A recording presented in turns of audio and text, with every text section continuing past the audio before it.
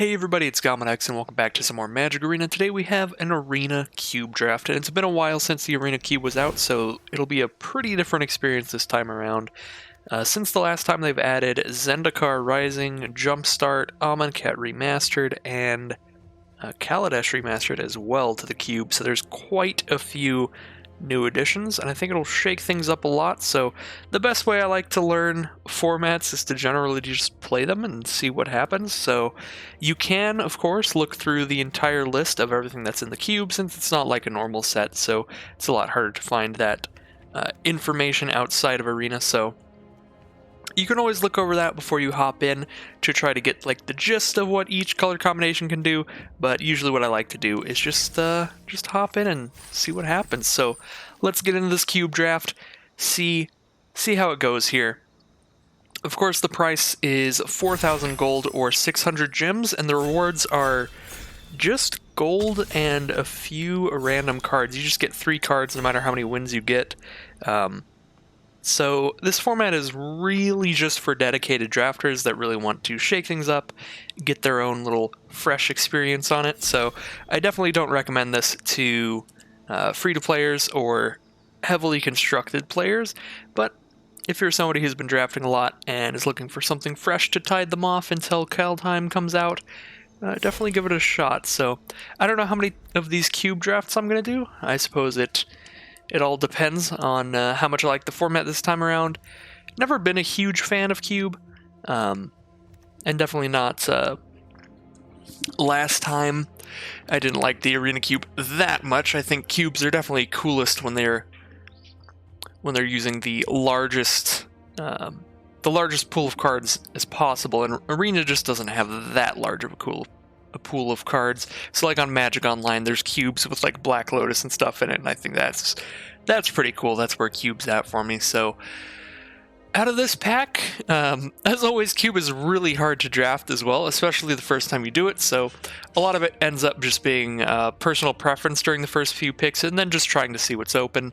So for now, I do really like Kazandu Mammoth. I think it's a pretty great constructed card because it allows you to, as with all of the flip cards that are lands on one side and creatures on the other, it allows you to get mana screwed and mana flooded a lot less often.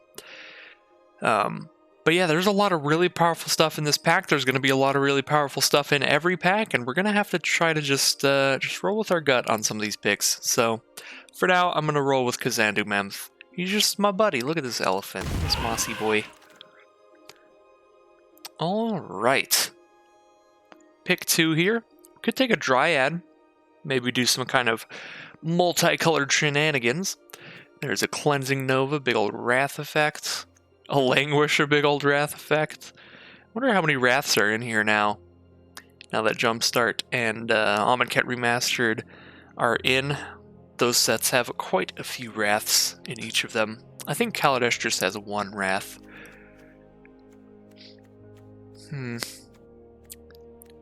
Yeah, there's certainly a lot of options. I think I'm just going to go with the Dryad. Leaves us really open in terms of being able to splash stuff pretty easily if we use green as our main color. And we could take Gilded Goose for the same reason, because Gilded Goose can tap for a mana of any color. We could do some green multicolored fun stuff. Fatal Push is probably pretty good removal in this format. When so many of the cards are powerful, like rares and mythics, I expect the curves to be definitely quicker than most limited formats, so being able to destroy anything at 4 or less mana cost should be pretty good. Of course, triggering a Revolt with Fatal Push is not the easiest thing ever in limited, even in Cube, so we do have to take that into account. It's not like Modern or anything where you just can always count on using a fetch land to make sure you can destroy something at 4 or less. I think I'll just roll with a Gilded Goose. Dryad and Gilded Goose probably go together pretty well. Settle the Wreckage, another pretty insane Wrath effect, because this one can be a one-sided Wrath if your opponent Alpha Strikes and attacks with all their creatures. We've got Dungeon Geist, Inscription of Insight, and Sublime Epiphany, so a lot of blue showing up here. There's a Brush Fire Elemental, but A lot of the red that I've seen in cube formats the other times around has been a lot of just good stuff for like a really quick kind of mono red sort of deck. I kind of want to take a blue card here, maybe go into some kind of green-blue stuff. Sublime Epiphany is just a really powerful card. If you can ever cast this on your opponent, it's a huge swing in your favor, because it's like a million for one. You're getting so much value out of this card, so I'm going to pick up the Sublime Epiphany there. What do we have now? A Chromatic Lantern. Another card for just being a million colors. Other than that, some removal in black, a little Death Toucher. Some cards for like a red-black sacrifice kind of deck. Body Double. Enters the battlefield as a copy of any creature card in a graveyard. This feels a little weird to me. Seems a little expensive for a cube kind of format. I don't know how I feel about Body Double or Mangara or anything like that. I guess I could just take like a Vastwood Fortification. I think I'm just taking something really simple here. I'm just taking Mana Fixing with Chromatic Lantern or Stomping Ground, or just like a Vastwood Fortification or Spectral Sailor. Not a crazy pack here. I guess, you know, green-blue flash is definitely a thing that they've pushed in standard multiple times, so it could be a strategy in cube we'll definitely see. For the same reason, I could take a growth spiral here. There's a branching evolution though, which could be a fun card to build around. If one or more +1/+1 counters are put on a creature you control, put twice that many instead. So if you get a lot of +1/+1 counter synergies, you can do crazy stuff with that. But again, not super sure how many +1/+1 counter cards there are, or how likely that strategy is to pay off. I definitely don't have any yet. So for now, I'll take a Growth Spiral. Charter Course is a pretty nice draw spell as well, though. That would definitely be an option. Now we have Spring to Mind. I loved this card in Amonkhet Limited. Don't know how well it'll work in this cube. I suppose if green-blue ramp is a thing that is in our colors, that would ramp us up into some good stuff. We do have Gilded Goose, Growth Spiral. So we've got 2 ramp cards already. Dryad is sort of ramp because it allows you to play 2 lands a turn, but it doesn't pull any extra lands out of your deck. You have to use ones that you're just naturally drawing in the first place. I'm kind of torn between Spring to Mind and Temple of Mystery. Temple of Mystery is going to be good no matter what, whereas Spring to Mind is only going to be good if we get some big stuff to ramp into, but I think I'll just go with Spring to Mind here. Okay, now I can just easily take a Botanical Sanctum. Just solidly head into green-blue here. Now we have kind of multiple counter spells, so I'm definitely hoping that blue-green still has some flash payoffs. I don't know about this Elvish Reclaimer, but I'll scoop him up, see how he does, because I don't think Mythos is that... Well... No, Mythos could be pretty fun. We could pretty easily get that red mana splashed in off of Dryads and Gooses. Maybe even throw a Mountain in with Spring to Mind, so we could get the full value off of Mythos and copy a permanent and have it fight something if it's a creature, which could be quite powerful. Here we've got some white cards, and Riel the Everwise. I don't really like Riel. I think I'm just going to take a Prophetic Prism here, honestly, and hope to just signal that white is very open. Yeah, white seems definitely open. Let's just keep sending white cards away, I think. Not about to hop into that. Is this the 6 mana slot here? I guess it is. Scooch things over. Actually going to put Spring to Mind at 3 though, because you're never casting Mind until you've already cast Spring and it's in your graveyard. Because that is how the Amonkhet Aftermath split cards work. The first half you cast from your hand, and the second half you can only cast in your graveyard. Alright, some random little red cards.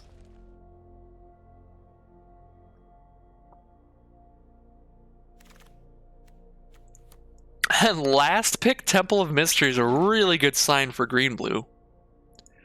Alright, I'll absolutely take that. Ooh, This is a tough pick. We've got Tezzeret, who is a planeswalker, but he does combo really well with artifacts.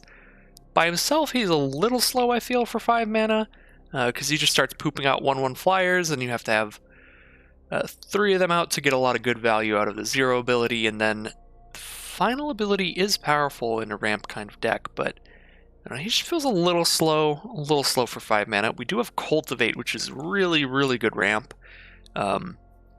You get 2 basic land cards, 1 onto the battlefield tapped, and 1 into your hand, so it's obviously the best kind of ramp if you're in like a 3-color more deck. This could easily grab our mountain and an island, or a forest, whatever we need at the time. And then there's Rishkar's Expertise, which is great if you have some large creatures out. You can draw a ton of cards and cast something from your hand for free. I think I'm just going to take a Cultivate here. Also because I have that alternate art Cultivate, which is just super beautiful. So that might be affecting my evaluation a little much. So Llanowar Elves is something we'd love to wheel, another good green-blue kind of ramp card, but I definitely want to start picking up some cards to ramp into outside of just the fat counter spell, the really thick counter there. We do have a Brineborn Cutthroat that is still in the cube for like green-blue flashy stuff, but it definitely looks like with Cultivate, Spring to Mind, Growth Spiral, Gilded Goose, it looks like green-blue ramp is definitely a thing as well. It's not all about flash this time around, so I definitely want to pick up something to ramp into, like a Hornet Queen, which is just a massive threat that also puts a solid hold on any aggression from your opponent. This is 5 flying Death Touchers onto the field at 7 mana. Now we have Karuga the Macro Sage. Your starting deck contains only cards that for mana cost 3 or greater and land cards. So I'd have to cut all 4 of these if I want to run this as a companion. That's probably not going to happen, but it could. There's a breeding pool here I'd love to wheel with Temple of Mystery as the last pick in the last pack. That seems pretty possible, so I think I can go with Karuga. Probably not going to try to play it as the companion, but I do get to draw some cards when it comes into play if I've got a lot of permanents on my field at the time. A lot of high cost permanents, of course, but still. There's a Collected Company, but that seems less likely to work out in this deck right now. But I don't know. This is kind of a crossroads here. Even in green-blue, we're torn between 2 strategies. Collected Company could be great in green-blue flash, but Karuga could be great in green-blue ramp. I actually kind of want to take Collected Company here now that I think of it. That just seems like it's going to be more powerful in general if we get green-blue flash to work than Karuga would be if we had ramp to work. Because even in a ramp deck, we're not likely to have a ton of permanents out at the same time. We're likely to just have like 1 or 2 really big ones, so Karuga's probably not even drawing that many cards. So we'll take Collected Company, and then we want to really prioritize Brineborn Cutthroat kind of cards if they wheel. And I don't know what's going on with Arena here. We're obviously having a little bit of technical issues. It's popping up like this weird little error card a few times. But we'll roll with it, I guess. None of these seem like perfect for this strategy. I guess Essence Capture is an instant, but Talrand does poop out Drakes a lot, which is cool. You also ram through at instant speed. I'm just going to pick up the Essence Capture. Now we have, looks like another 3 mana cost or less creature with Glasspool Mimic. We also have Illyrios Enraptured, but that doesn't seem too exciting to me. Whereas Glasspool Mimic, it's both one of those modal double-face land cards that I like, and a card that I could hit off of Collected Company. So I'm definitely going to scoop that up here. And it looks like they did put Wrath of God in from Amonkhet, so there's probably a lot of Wraths in the cube this time around. Garruk's Uprising is another card that could potentially draw us a lot with enough stuff to ramp into. Right now we don't have anything big enough to draw a card off of Garruk's Uprising, but Song of Freyalise doesn't really do a lot in our deck either. Kind of a weird pack. I guess we could just take a Labyrinth or something, just have a nice little utility land.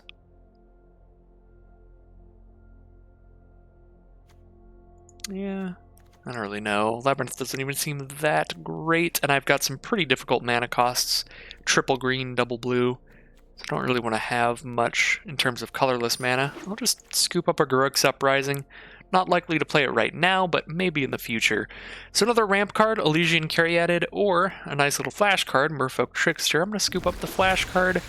Really hoping this pans out. We'll see in pick 9 if that Brineborn Cutthroat wield. That will certainly help. But until then, I don't really have many flash payoffs, but just having a deck with a lot of stuff to do at instant speed is kind of a flash payoff on its own, because then you can hold up counter spells like Neutralize and Essence Capture really easily, because then if you don't end up casting them, you can just cast Collected Company or Merfolk Trickster or something instead. I think I'll take a Savage Stomp here. I don't have a lot of removal, so a little fight spell might be okay. So I don't remember if Brineborn Cutthroat was in our very first pack or our second pack. I think it was in our first pack, so I think this means Brineborn Cutthroat didn't wheel, which is an issue. It's not the greatest, but we've got a Bonder's Enclave. If we end up with a lot of large stuff, we can draw cards off this land, which could be good. Okay, Brineborn Cutthroat was actually in the second pack, so that did work out. We are kind of moving into blue-green flash, and it's working out fine. And we wheeled Karuga and Breeding Pool, so pretty sure no one else is in green-blue specifically. So that's pretty great. I think I would rather just have the other mana fixing than the Karuga. I don't have anything that will draw a card with Karuga right now. Actually, it counts 3 as well, so I guess I have a couple things, but still doesn't seem that great. Just get all my I's dotted and my T's crossed here, make sure I've got great mana to go with some of my difficult mana costs. I don't really like any of these cards. Don't super want to play them, but I guess Nightveil Sprite is another card to hit off of Collected Company to make that more likely to actually happen. Alright, really late Hallowed Fountain. Maybe I could splash in white and actually throw in a Skyclave Apparition to potentially hit off of Collected Company. Or worst case scenario, try to hit off of Cultivates and stuff. We'll see. Oh, Torrential Gearhulk, though. This is a big payoff kind of card for us, because even though we've kind of hedged our bets between Flash and Ramp, this is just perfect for either of those. It's a 6-mana beefy 5/6 that recasts an instant or sorcery from our graveyard for free. So that's just great in Ramp. Plus, it's a flash card, so you can play it at any time, and you can even copy instants, so you could just instant speed 6 mana, bam, Torrential Gearhulk, and I counter one of your spells. So Torrential Gearhulk seems pretty great for us here. Ooh, Elder Gargaroth seems like a great ramp kind of card, gives a ton of value, and not a lot for the flash deck here. Obviously, Into the Royal would be the best for flash strategies. So I think we're just going to keep rolling with this sort of hybrid strategy here. See how it works out for us. Wildborn Preserver seems potentially pretty great. 2 mana for a 2/2 flash reach, and whenever another non-human enters the battlefield, we can spend as much mana as we want to put as many +1/+1 counters on this as we can. So that seems pretty awesome.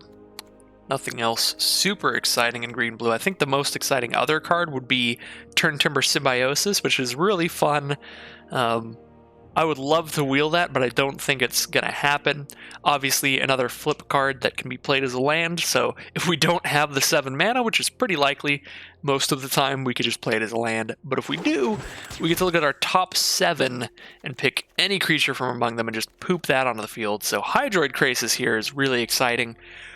There is an argument for just taking Celundi Vision, because of the fact that pretty much every other green-blue card that we've seen has a wheeled. But Hydroid Krasis is just such a powerful card, and it only requires 1 blue or 1 green. So this is the kind of card that I would really expect to be easily picked up by somebody who's just trying to splash in powerful things. Maybe someone who picked up like that Chromatic Lantern we saw in the other packs, stuff like that. So I really don't want to... I don't want to risk it just taking the Celundi Vision, because Hydroid Krasis is a little more likely to wheel. I just want to take that right now. make sure we've got that on lock, because that card is just so powerful. So we can take another mana fixing card, or just a resilient counter. It doesn't seem the greatest in our deck. We're not super aggro, I don't think. Explorer seems okay. I think I'm just going to take the mana fixing here, just get a real nice mana base going. I guess, you know, after the whole speech about trying to have things wheel in the last pack, maybe that was the pack that I could have just taken one of those random little green-blue cards and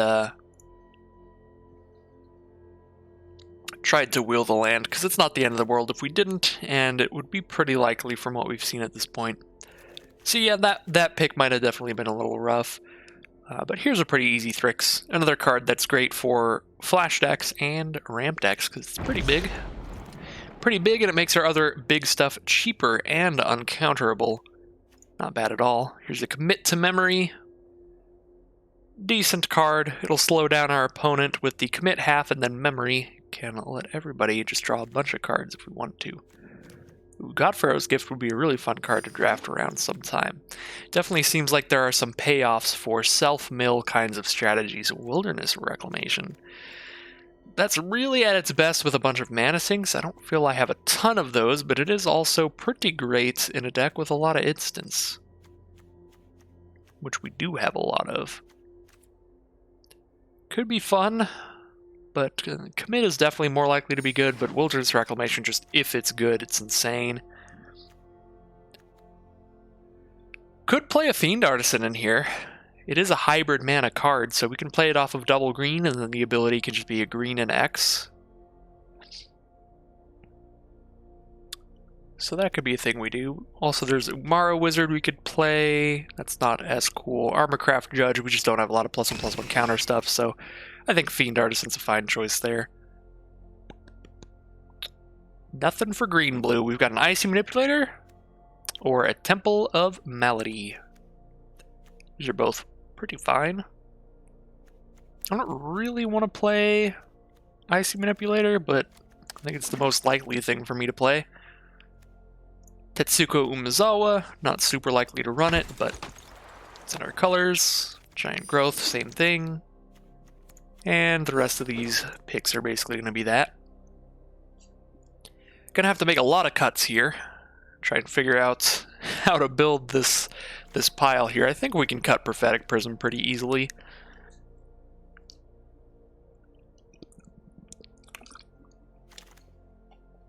We've got a lot of pretty great mana fixing. And thanks to that, we can also just keep the Bonder's Enclave in, even though it's a colorless source, for the potential to just be drawing more cards off of one of our lands. That's just really great. Alright.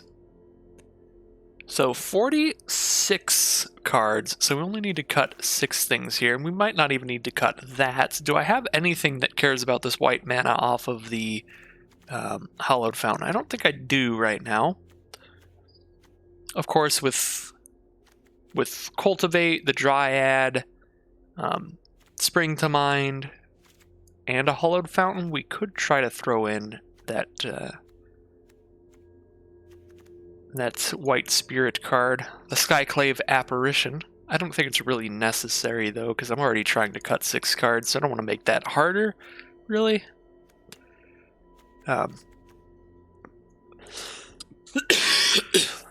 Excuse me. My apologies. I think we need to look into how well this collected company can work here. Everything else seems like cards that can basically work by themselves. I guess Wilderness Reclamation as well. The most build-around cards we have are kind of Collected Company and Wilderness Reclamation. So we need to see how likely we are to be triggering these things. So Collected Company, look at the top 6 cards, put 2 creature cards with mana cost 3 or less from among them onto the battlefield. We have 1, 2, 3, 4, 5, 6, 7, 8, 9, 10? So we have 10, and that's excluding Hydroid Krasis, because obviously we don't want to throw a 0/0 onto the field. So with 10, that would be 1 out of every 4. So looking at the top 6, we're likely to hit just 1. But we are pretty likely to hit 1. I guess we could potentially hit 2. It's just not super likely. I feel like I still want to run Collected Company at that rate, because it's just, I don't know, it's just fun. Wilderness Reclamation, we have... What kind of mana sinks do we have? We have Gilded Goose, making food, Spectral Sailor, drawing cards. We do have a lot of instant speed stuff. We've got Wild Porn Preserver, spend as much mana as we can whenever we flash a creature in. Fiend Artisan's a little bit of a mana sink, but that's only a sorcery.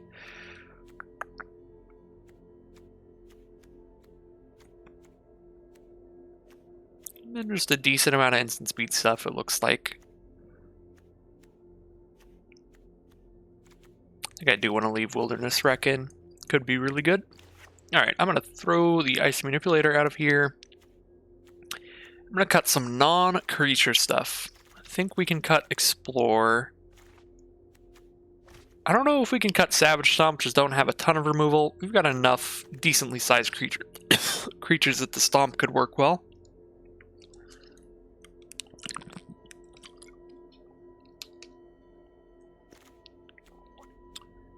Sorry, I got my water at the ready. Gotta get rid of the coughs. It is that time of year. It's pretty cold. Excuse me. I get colds and little allergy kind of coughs a lot this time of year. So my apologies there. Need to cut 4 more cards, but I do have 2 cards that are a land and a creature, which is nice, and I've got a ton of ramp. So I think I can cut just like 2 cards and 2 lands here.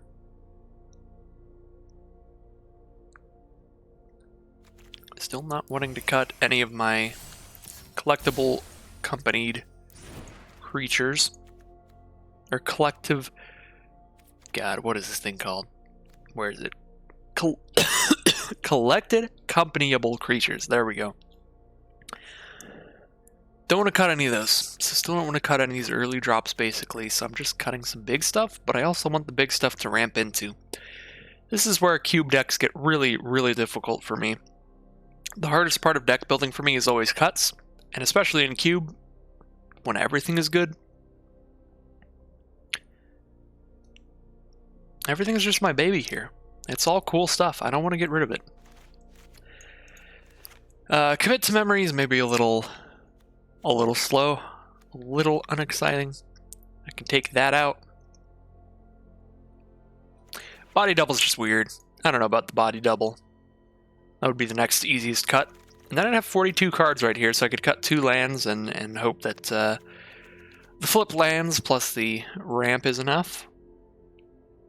I feel like I should probably cut at least 1 more non-land, though. If I cut Savage Stomp, I'm relying on my few counterspells to keep things at bay. Essence Capture, Neutralize mainly. Mythos of Aluna as well, though. We can't hit that red mana without too much difficulty. I could even throw a mountain in here to do that. Yeah, I think I take a Hallowed Fountain out and put a mountain in to help with that. Where's the Bob Ross Mountain? I think it's at the very end. Yeah. Alright. So I can throw that in. I have Mythos to fight things as well. And I still need to cut 1 more card. I feel like Wilderness Reclamation might be the cut, even though I don't want to do that. Because it could be potentially so much fun. Yeah, I don't know. I think that's the cut. Cut that out and take 1 of each land out. 1 island, 1 forest, because we got 4 mana-fixing green-blue lands. And then this is our first cube draft deck on the channel. I guess not entirely, but the first of this new format that includes Zendikar, Amonkhet, and Kaladesh. I really don't know how I feel about this deck, but Don't really know how the format's going to pan out this time around. We'll see as we get into the games here. Pretty weird deck. I think it definitely shows off my personal tastes, my proclivity for Simic decks, because I'm pretty sure I drafted Simic last time we did Cube as well.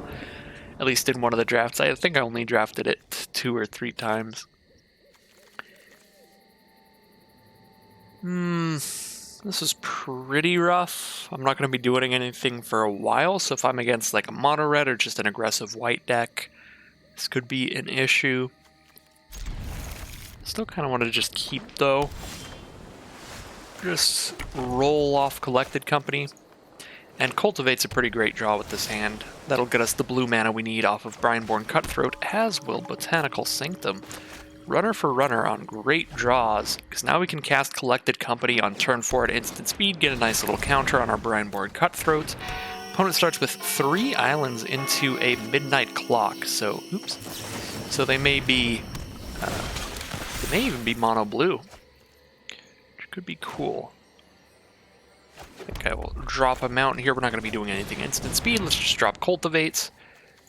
Island Forest, get those lands out of our decks. And send in for 2.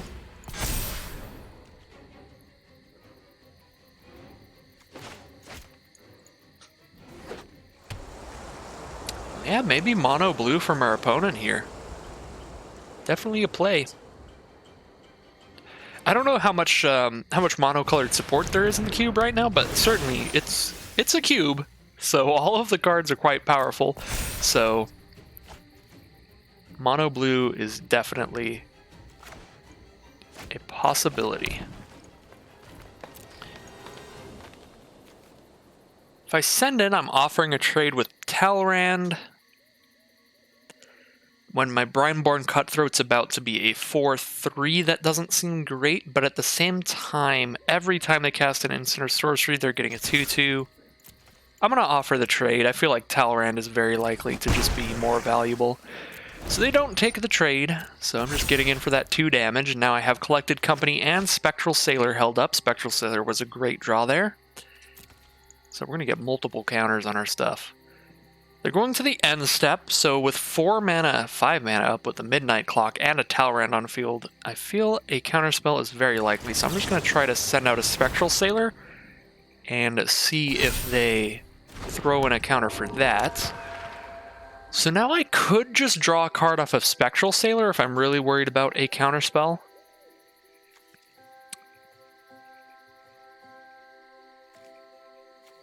I mean, of course, we know what's in our deck, so them countering a Collected Company really isn't the end of the world. So I think I'd rather just toss that out, maybe bait out the counterspell during their turn, and then if we draw into something decent, we can cast it and not worry about counterspells. So yeah, all things considered, that probably would have just countered a Dryad. So I think that's fine. We are still 1 mana off from the Hornet Queen, unfortunately. Would be great to just cast that with shields down. Of course, they do still have 2 mana up, so they could have something. If I play Dryad, do I have enough to draw a card off Spectral Sailor? I don't. So if I play Dryad, I'm just plopping a 2/4 out and sending another land down. If I send them with the Brineborn, they have to double block to kill it. So let's send that in.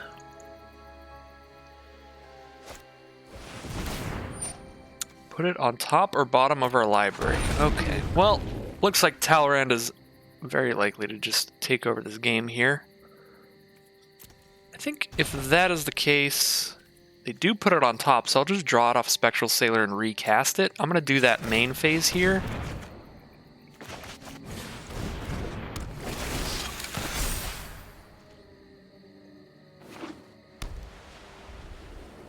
Ooh, they are blue-white. So they are 2 color. Just kept a mono blue hand. I did keep a mono green hand over here, so I'm not really one to talk. I'm gonna take 2, go to 18.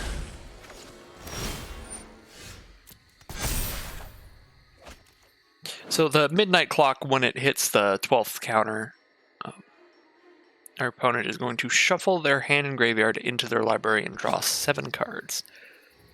So that will be pretty powerful. So I'll have 7 mana here after I play a land, so I can play a land, drop the Dryad, and have enough mana to draw a card off Spectral Sailor. Don't really like just plopping down the Hornet Queen against full open mana there. No attacks here. Play another land, because I can. Play 2 lands a turn with the Dryad, and I will draw a card off Spectral Sailor with this remaining 4 mana.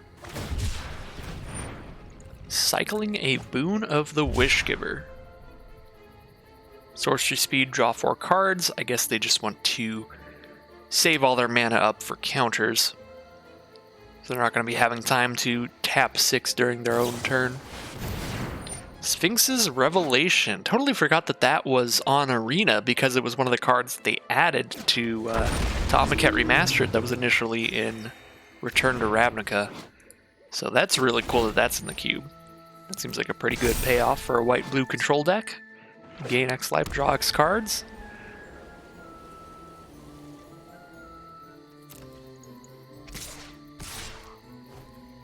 Alright. Talrand's really getting in here now. These Drakes are putting me on a pretty quick clock. Down to 14 now. Let's draw a card. Mythos of Aluna. There's one of our removal spells. Could use to try to smack Talrand down. I do have a counterspell of my own with this Essence Capture. All my lands tap for a mana of any color now, so I can definitely Mythos. Could even copy their own Talrand, but then I don't get to fight it off. That is a little rough. Obviously, the potential to copy my own Hornet Queen later and just have a million Hornets is really cool, but again, my opponent's pretty much signposting that they have another counterspell here with the fact that they didn't want to cast Boon at sorcery speed. Yeah, the only thing that I can copy and survive the fight is Dryad of the Elysian Grove. I think I'm going to do that. I think it's still worth fighting and trying to get rid of Talrand.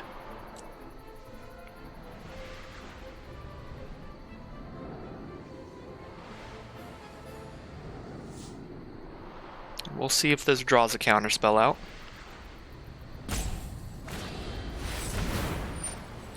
Into the Royal on Dryad of the Elysian Grove. That's about as bad news as it could possibly be. Of course, Essence Capture only counters creatures, unfortunately. So that is not a response we can make there. I can recast Dryad, but it's not doing a lot, just chilling. I think I'm just going to draw another card, hope to get anything to get out of this. Just another land.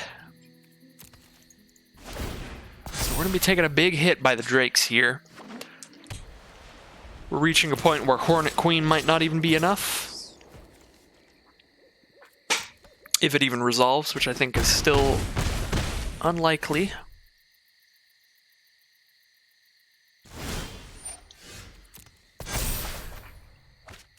Alright, Spring to Mind doesn't do a lot right now. I do have enough to have 3 mana up after the Hornet Queen. The question is, do I want to play around a counterspell that taxes me and makes me pay additional mana, or do I want to just play around a counterspell period and hope that they counter Dryad for whatever reason? I don't think they're likely to counter Dryad. I think I'm just going to roll with Hornet Queen here, play around like a Censor or something if they have something to counter. Unless I pay 3 or something, and that's not the case. So Talrand's just going to destroy me there. Not a great way to start it off, but it's definitely cool to see the nearly mono blue deck there. Talrand is a very impressive card if you've got the control to back him up, as you can see there. Just a million threats in a can.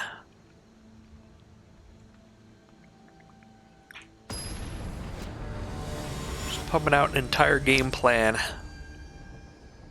as you're controlling the game. So that was a pretty brutal start, but I did like how this deck operated in general. I think I had a lot of fun little flashy stuff.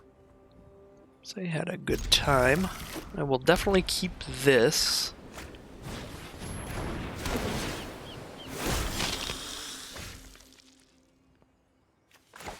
I'm going to drop Hinterland Harbor first, because my 1-drop requires a blue mana anyway.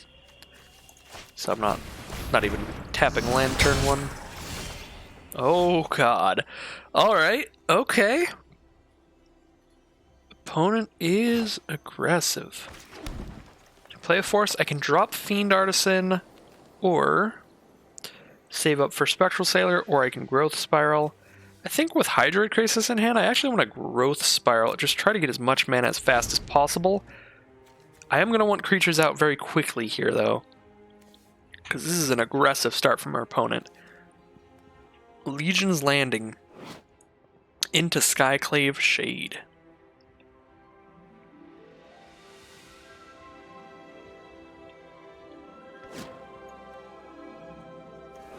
Skyclave Shade can be repeatedly recast from the graveyard as long as you're hitting landfall. And Legion's Landing, if they attack with 3 or more creatures, they get to flip that.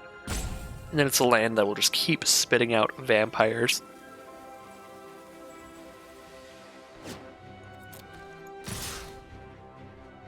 Alright, setting in. Could drop the Spectral Sailor to trade with the Skyclave Shade, or the Lifelinker. Probably would just trade with the Shade there. But if they don't have anything to play this turn, they could have just went land and then recast the Shade, which would have been very sad. Ooh, perfect. I did draw an island, so I can cast the Spectral Sailor.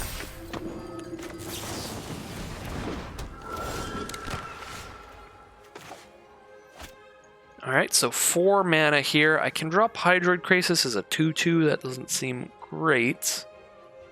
I think I want to just cultivate here, get ready for a Mythos.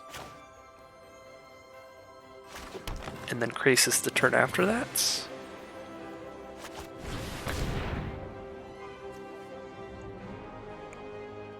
We've got 2 blue, 2 green. 2 blue and 3 green right now.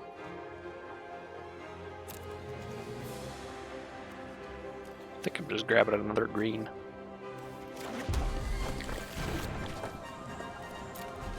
No attacks. With Hornet Queen and Fiend Artisan in hand, we've got a lot of green mana symbols going on over here. They have flipped Azonto the first for it, and now they can spit out more vampire tokens. So I'm taking 6. I'm taking 6 going to 9, or I'm trading off with the Shade here. Still don't want to trade with the Shade, but I think I kind of have to.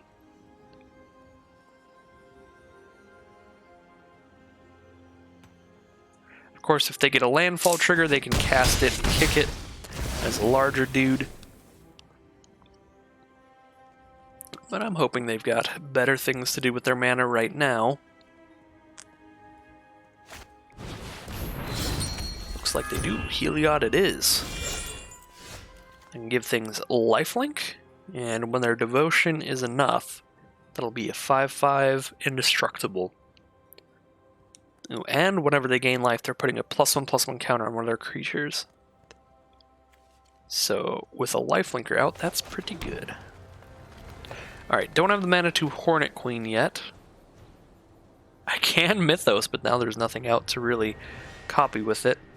Hydroid Crisis would be for 4 now. 4/4 Flying Trample, gain 2, draw 2. Fiend Artisan, +1/+1 for each creature in my graveyard. So that'd be a 2/2. I think I can just drop that, really.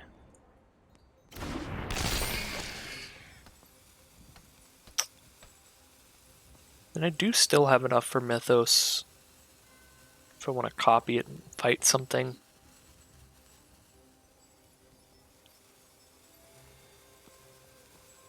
Could shoot Machias. Doesn't seem necessary. I think I'm going to pass. Cube is just a crazy format. Cube is just... It's very, very complex.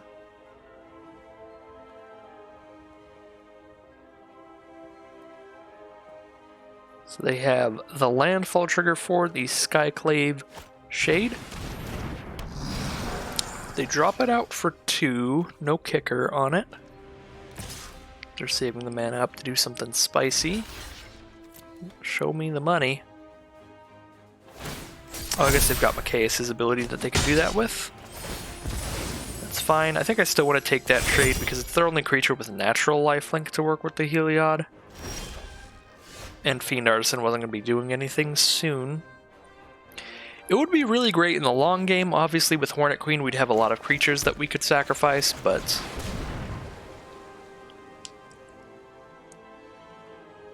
I think it would be a while before I was going to do any Fiend Artisan stuff, because after this Hornet Queen, next turn I'm just going to play Mythos of Aluna or Hydroid Krasis.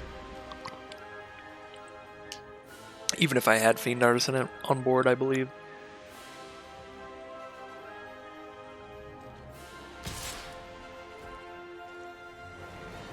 Alright, set in the 4-2, make the trade. They can of course give it lifelink, get another counter on Mikaeus, and gain a lot of life.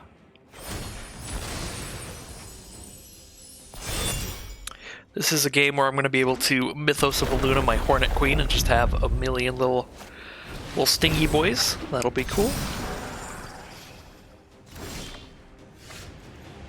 Dryad of the Elysian Grove.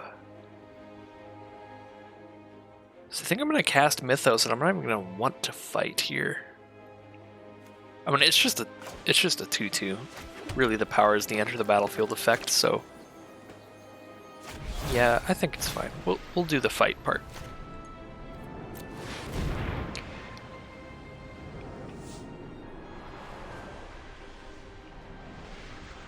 Get rid of Mikaeus, I think. They've got a lot of +1/+1 counter chicanery going on.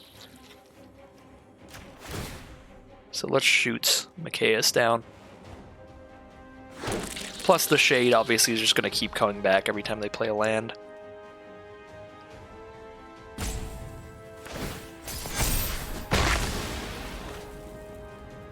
Alright.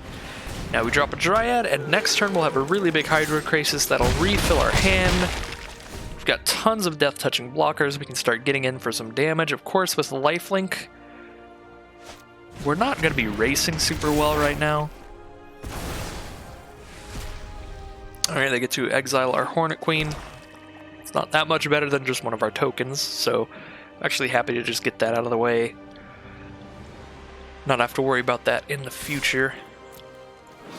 Right now, all it can bring back is Mikaeus as a 1/1.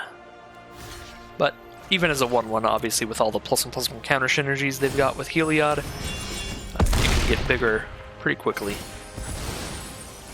That is something to worry about. Spring to mind is the draw. Let's see, 4, 5, 6, 7, 8 mana. Hydroid Krasis for 6 it is.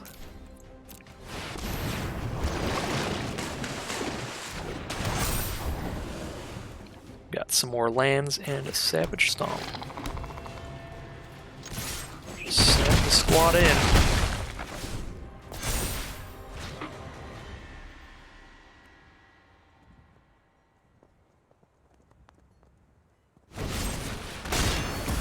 Murderous Rider on the Hydroid Krasis. Goodbye to our 6/6 jellyfish. Oh no, Gonti. They get something good out of our top 4. That will be unfortunate. We've got a lot of big stuff that they could hit. So if I cast this, I do still have 5 mana left, so I can spring and save up for Thrix. So I'll go ahead and do that, get some more lands out of here. I can also try to figure out what they hit. Ooh, did they hit our Elder Gargaroth? That's disgusting. They did. There is no Elder Gargaroth in our deck right now. Absolutely disgusting. Alright. Well, now we know. This is 6-4. I don't really have anything I can do about that, so...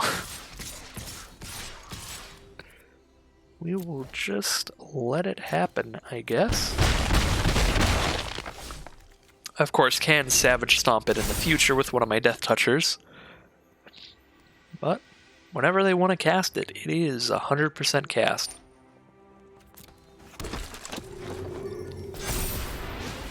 Alright, Mikaeus is coming back.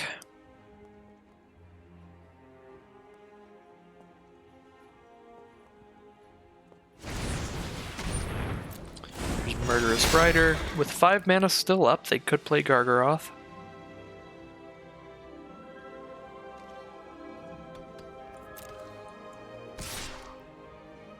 Sending in the Gonti, we'll just make a nice little Death Touch trade here.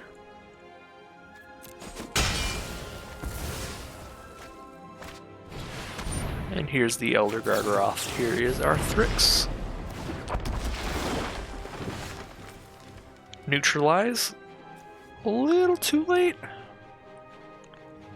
I've got a ton of mana though, so I've got, let's see, 6 and then 5 there. Let's see, 5, 6, 7, 8, 9, 10, 11. I do have enough mana to cast Mind and everything else. Not with all this now, but... Savage Stomp, saving up either Neutralize or Wildborn Preserver. The auto tap looks rough here, but with Dryad out, it's fine. Elder Gargaroth does have reach, so there is a reason to do that pre-combat.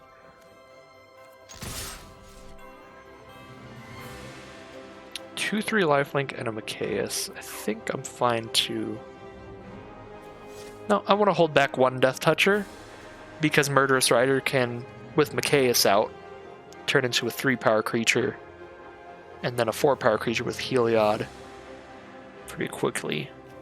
So I don't want to leave myself pants down if they manage to get that to 4 power. Alright, pass turn.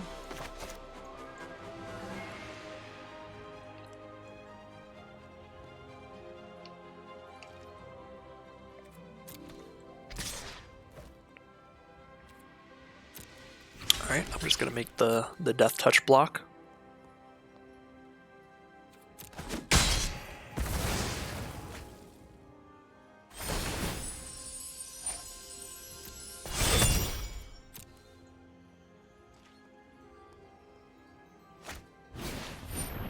Isamaru, Hound of Konda, little 2/2 legendary dog. Here is my Wildborn Preserver. Flash that in the end step. And a Breeding Pool is the draw. Send that out tapped. Play Gilded Goose and put a lot of counters on Wildborn Preserver. Let's see, 5, 6, 7, 8, 9, 10 lands. I want to leave 4 up, including Bonder's Enclave, so I can draw a card off that. Or hold up Neutralize.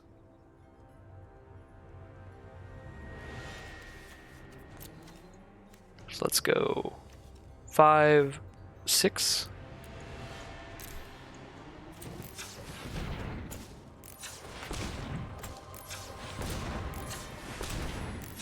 We'll scare him with a bunch of blue mana.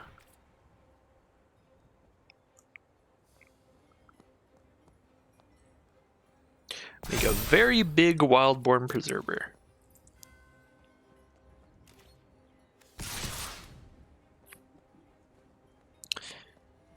Do I really need to save? I don't need to save blockers at this point. Let's just send them all in.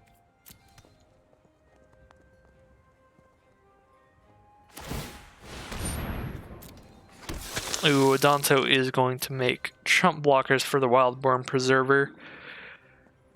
It's just going to be a net gain for them after each block, because they can throw the counters onto Mikaeus whenever they're gaining life. I need a double block here?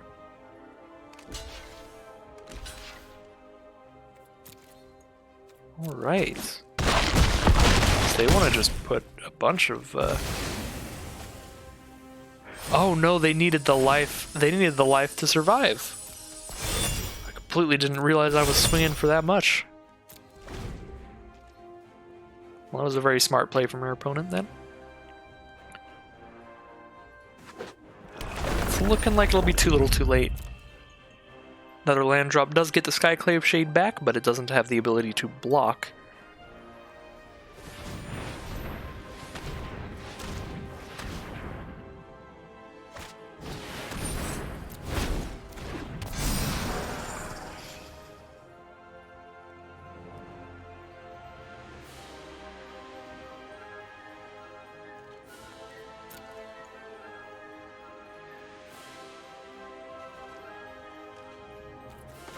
Alright, heading to my turn. Oh my god. Let's draw a card off the Bonder's Enclave. Nightveil Sprite is the draw. Tapped Botanical Sanctum as well. You can play Nightveil Sprite and just make Wildborn Preserver really big, but with a Danto out, it doesn't really matter how big it is at this point. It's gonna be blocked.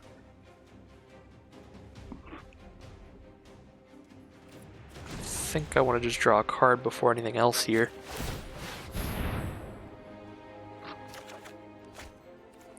Sublime Epiphany. Well, that will be huge. I can return one of their cards, copy one of my creatures, draw a card, counter one of their abilities. Yeah, that can be massive. Alright. Let's just hold that up and go to combat.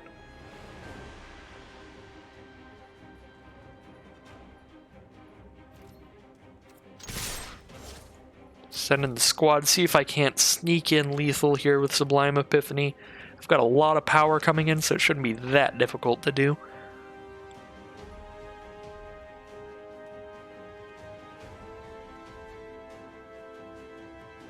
I can try to counter the Danto ability and put Mikaeus back in their hand.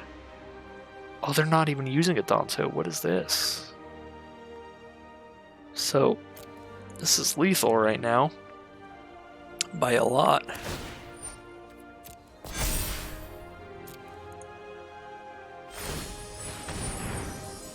Give lifelink. See, it's still going to be lethal. Alright. That'll do it. So that is one win for the Simic Flash Ramp deck. Is Flash Ramp a thing? I don't know. We're making it a thing. One win and one loss here in the Arena Cube draft. Gonna do another game. I'm very excited to see all of the different kind of decks that people have come up with this cube. We've got the Simic Avatar with the Lightning Bolt sleeves, so who knows what we're up against. I would say probably Burn, but we'll see. I don't want to get rid of Sublime Epiphany, but I also don't want to not draw lands, because not hitting my third land for Spring to Mind would be pretty brutal here. Let's do it. Making the bold plays. We're on the draw, and it panned out, so that's good. We've already got the land we needed. Opponent is on red, white. No plays yet. Red-white usually is very aggressive, so good to see. No creatures yet. Ooh, even on turn 3. It's a nice, slow kind of red-white deck. I'll take it. Spring to Mind can grab another forest so that we have Hornet Queen mana, or it can grab a mountain so we have the ability to fight with Mythos. I think I'll just do what is in our immediate interests. And grab a mountain.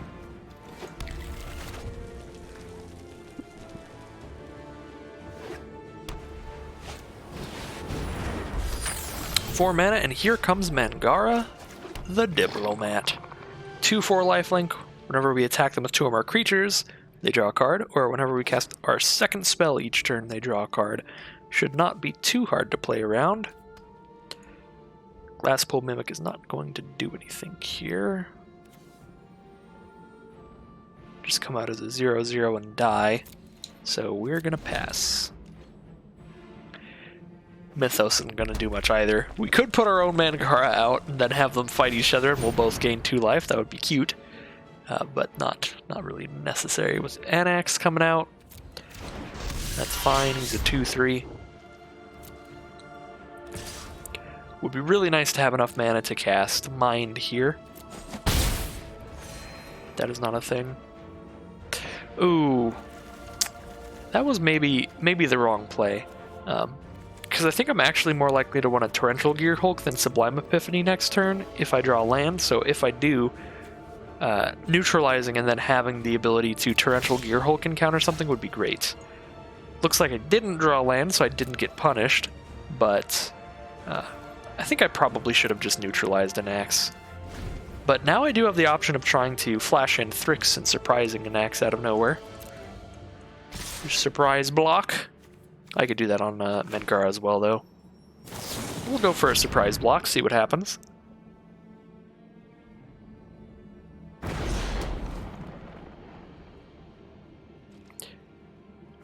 Not the end of the world if they crush our friend here.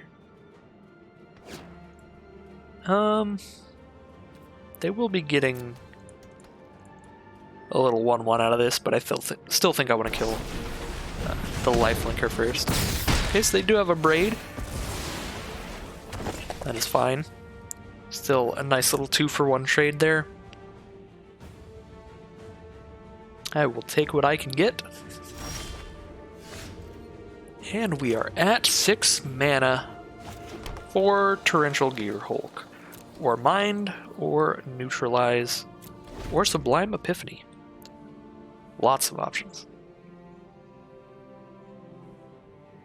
I do want to hold Glass Pool Mimic rather than play it as a land, even before I hit 6, because being able to copy something like Torrential Gearhulk is just insane. So I could just cast Torrential Gearhulk as another surprise blocker, and then I'm casting Spring or Mind from my grave, but I'm at 16, I think I can just I can wing it for a bit on the damage to get maximum value out of the Gearhulk. Because imagine, if I can Sublime Epiphany this turn and then do that again with Gearhulk, that'll be ridiculous. So Skewer the Critics at my face for 3. That is a bold play. They only have 2 mana up now, so they can't recast an axe immediately, so I think now would be the time to Sublime Epiphany, counter, return a permanent, and draw a card. So I'm going to return an axe. I could just kill the Satyr permanently, but I like really slowing them down by throwing him in their hand. And I will draw a card, and I will counter Skewer.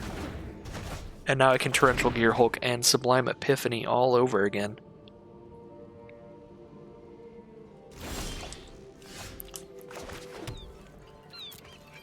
Don't have the mana to do much else, and most of my stuff is instant speed anyway, so send in a pass. We've got Neutralize, Gearhulk, or Mind held up.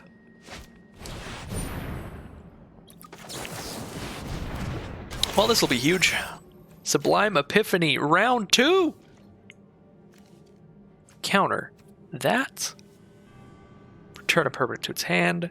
Create a copy of a creature and draw a card. Why not? Get that Satyr out of here. Copy my Gearhulk. I will draw a card. This is ridiculous. I forgot it copies a creature. Oh my god. Oh my god. That was ridiculous. Now I get to just send in for 10. That was great. Oh my god. I totally forgot that was a thing. I'm gonna cultivate just right in here, because still got enough mana to hold up several things after doing that. Sublime Epiphany is ridiculous. Are they just not going to cast things now? Yeah, they're over it. They are over it. They've got an axe in hand. That's okay. Don't need to cast them. I don't need to get the 3rd Sublime Epiphany. Oh, they're going to save up the Settle. That's what that was. Well, I'll just counter that. Alright. And there's the concession. Oh my god. That was brutal. That was the craziest thing I have ever done with a Sublime Epiphany. I don't think I've actually ever cast Sublime Epiphany before, but I've always seen that and wanted to do it because it looks ridiculous, and that was ridiculous. Absolutely ridiculous. Oh, that was dirty. I feel bad. Just some grimy counterspell shenanigans. Alright. Let's get another game here. Not a bad hand. We'll keep that. Definitely needing a lot more green mana as the game progresses to drop down a Hornet Queen and then potentially do the nice little copy a Hornet Queen combo again. Opponent starts with a Fetid Pools, an Island Swamp, and then an Irrigated Farmland. So Esper, likely to be controlling with some really bomb mythics, maybe some bomb planeswalkers. But they could also have stuff like the Scarab God splashed in there. It'd be terrifying. Great mana from our opponent. Fetid Pools into Irrigated Farmland into Glacial Fortress. They start with History of Benalia. That'll get them 2 2/2 Knights with Vigilance, one right now and one during their next turn. Merfolk Trickster is not going to do a lot here, but still want to make use of my mana. Drop it out in case I draw a 3-drop like Cultivate, which I did not. I did draw an Elder Gargoth to play on turn 5, so that is pretty nice. Not going to be blocking with the Trickster, so we'll just send in for 3. Putting our opponent down to 16, and a Hinterland Harbor turn 4. I love my opponent's deck already. 4-color, double white card on turn 3. Here's a Blood Artist now. I really want them to play a red source, because this deck is just the coolest. So I can Collected Company here. The question is if I want a Breeding Pool or just drop an island. I think I'm going to Breeding Pool. I'm going to get hit a little bit. It'll sting, but that's okay. Now they got a Blood Artist. That's pretty scary. I'll send in for 1, but I'm going to get hit pretty hard this turn. I could Mythos of Luna and just copy their own History of Benalia, but that doesn't help me a whole lot. Because then I'll just have a 2/2 immediately, which is just going to chump block one of the 4/3s.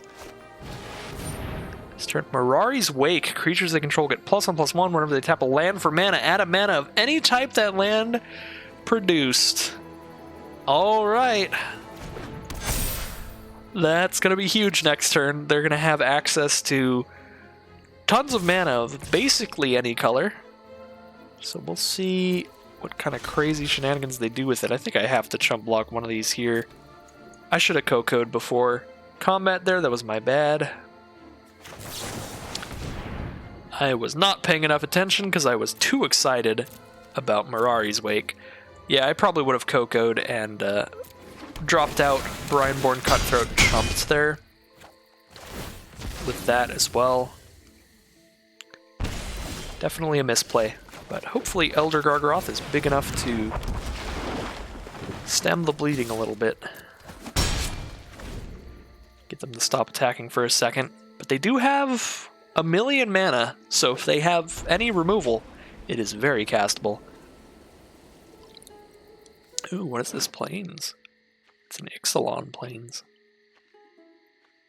Interesting. Looks like they are choosing their favorite lands. There's an Arena Forest and an Ixalan Plains. I do like that Plains a lot. Forest is okay. Alright, 3 cards in hand from our opponent. They have 12 mana. They could have double black. They could have 4 green, 4 blue, 6 white, whatever they need, except for red. So if they are the full 5 color, then they are a little bit mana screwed.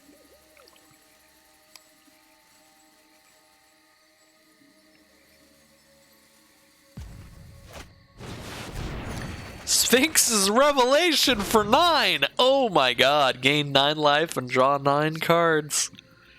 Don't mind if I do, says our opponent. Oh. Oh my lord. They're gonna have to discard some cards here. That's a pretty big swing. Oh boy. I am not sure if I'm gonna come back from that one. Because now they've got a full grip with 12 mana minimum. Probably 14 mana. They only have to play one more land for that.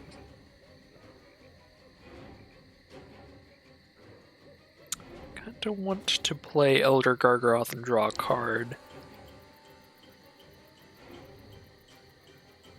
Really hoping to draw a blue source so that I can play Mythos of Aluna and hold up Essence Capture. I don't really want to just attack without casting Mythos, because then they could double block with 2 3/3s and I'm just out of a Gargaroth. Don't have a way to obviously copy it if it's in my graveyard. I did cut Body Double.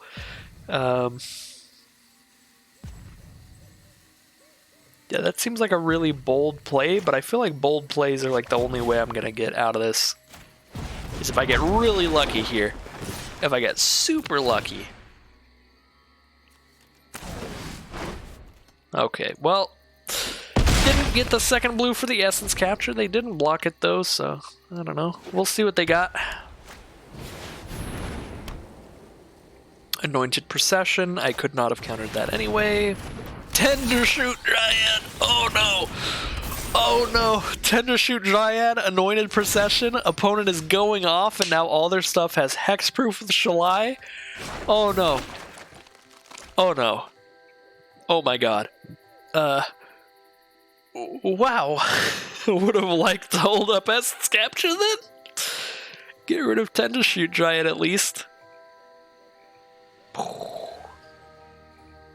I would still be in a bad spot against a Shalai with 12 mana up, but Tendershoot Dryad is just insurmountable, and I could have had the counterspell up for it, so that is sad. Yeah, I don't really have a way to win now.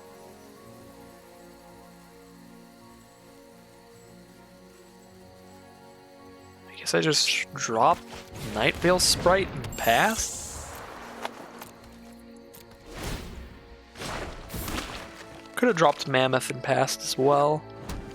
Or I could have just passed and saved up Thrix mana. But I feel like I'm going to want to counter a creature. I don't know, maybe they just front-loaded, they just Tendershoot into Shalai, that's all they needed. Yeah, with the Blood Artist on board, they are going to kill me even through the Elder Gargaroths pretty easily. Oh yeah, and Shalai's ability. Oh my god, they have enough to do it again? These are going to be 6/6 Saprolings? Oh no. I'm so dead. So there's a chump there. And a chump there. And we'll kill Shalai. And I need to chump there too. And then I still probably die because of Blood Artist. We'll find out. I can gain life off of the Elder Gargaroths. Maybe survive.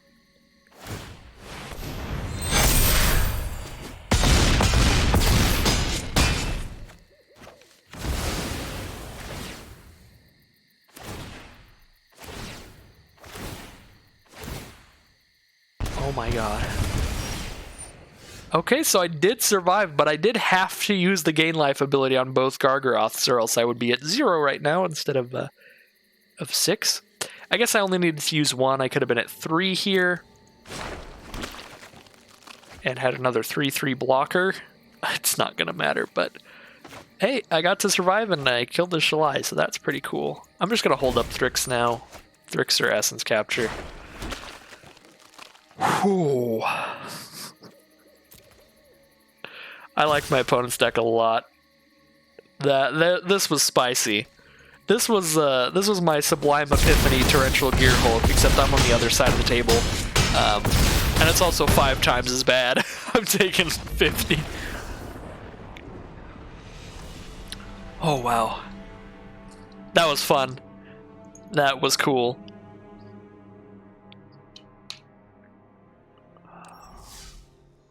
I feel like that is what Cube is all about right now. That was some crazy shenanigans to see in Limited. That was some historic Brawl level shenanigans right there.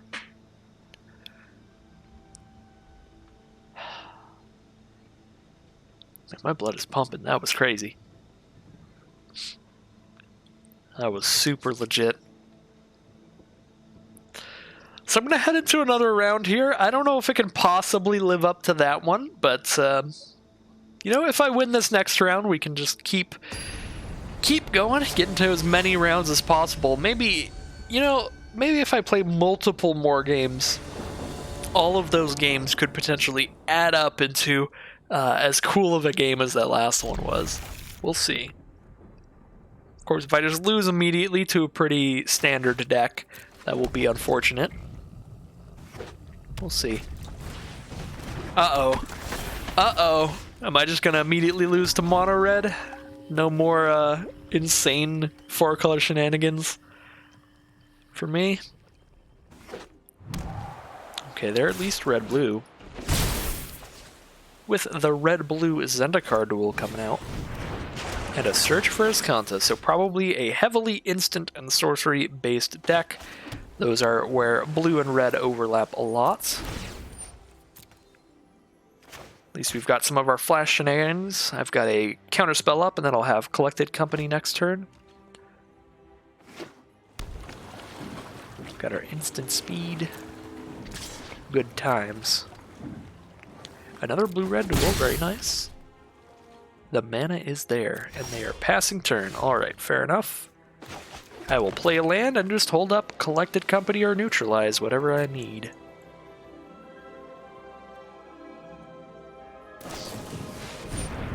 Solemn Vision, that's fine.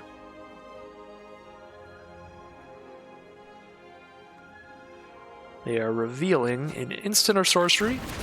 It is going to be Baral's Expertise that gets to return 3 creatures or artifacts, and they cast something else that costs 4 or less for free. So they can really slow me down, get a bunch of my stuff off the board, but right now I don't have anything on the board anyway, so don't have to worry about that for a bit. I'll try to Collected Company here, but our opponent does seem to have a lot of instants. And it's very likely in a blue-red deck, and they do negate the Collected Company. I think, you know, what's kind of nice about the Collected Company, is that I don't actually think it's that powerful in our deck, but it does tend to just draw counter spells. Because people know how powerful it is in, like, Modern, and Pioneer, and all that. For us, it's really just like pooping out a Dryad or something.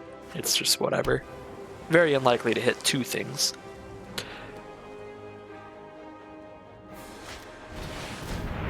Baral's Expertise to return the single Elder Gargaroth, but they do get to cast something else for free, choosing the Inscription of Insight. Choose 1. I'm guessing they're going to scry 2, draw 2.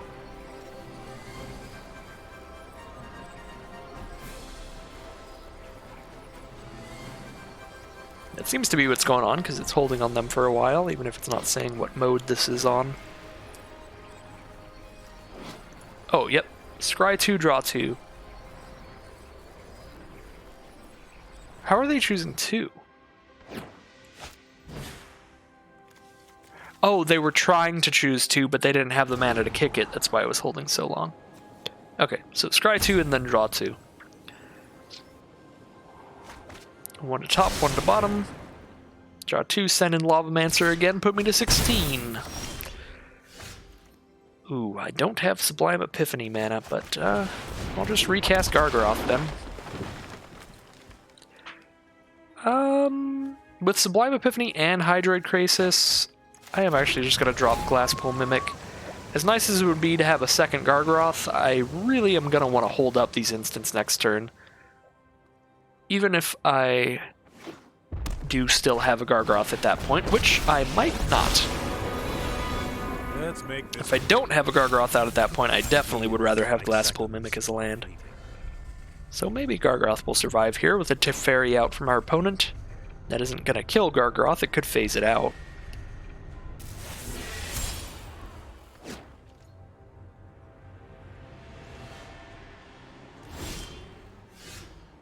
Alright, goes to my turn. They do phase out the Elder Gargaroth. I could counter that ability and just go for Teferi here. If they don't have a negate, this could be huge. Counter that ability, return their Lavamancer so they don't have a blocker, copy Gargaroth, and draw a card. So, return Lavamancer, copy Gargaroth, draw a card, counter that ability. If they don't have a counter spell up, this will be massive.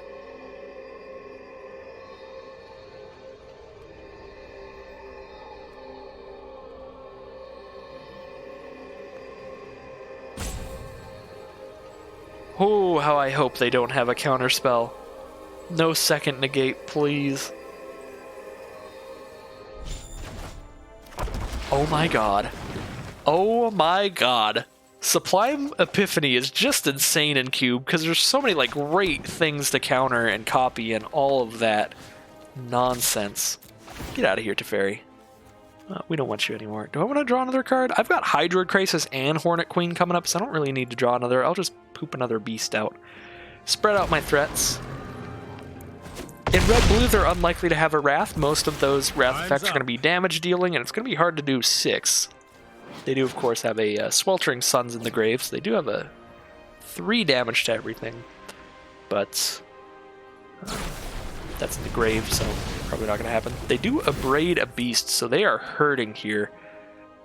They're going to have to use a removal on one of my tokens. I feel like I'm in a pretty good position then. That Sublime Epiphany was massive. Really turned things around. Teferi could have easily controlled the Gargaroth without that.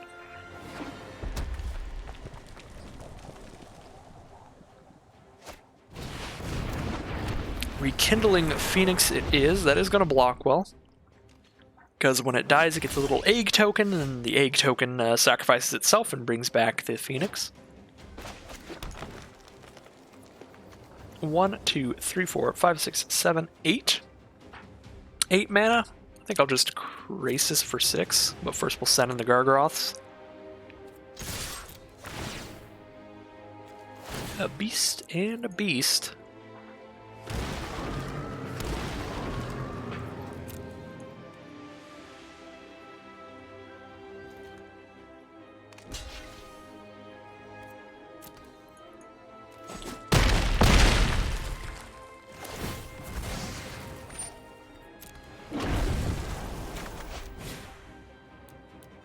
And here is my Hydroid Krasis for 6.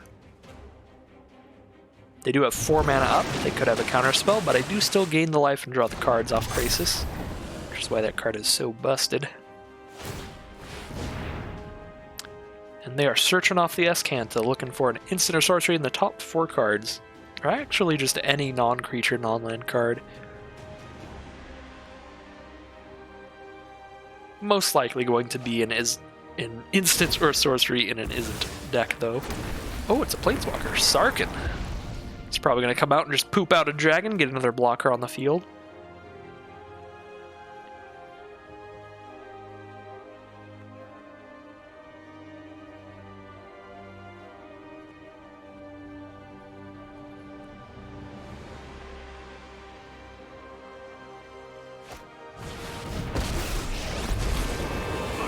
With a dragon's rage.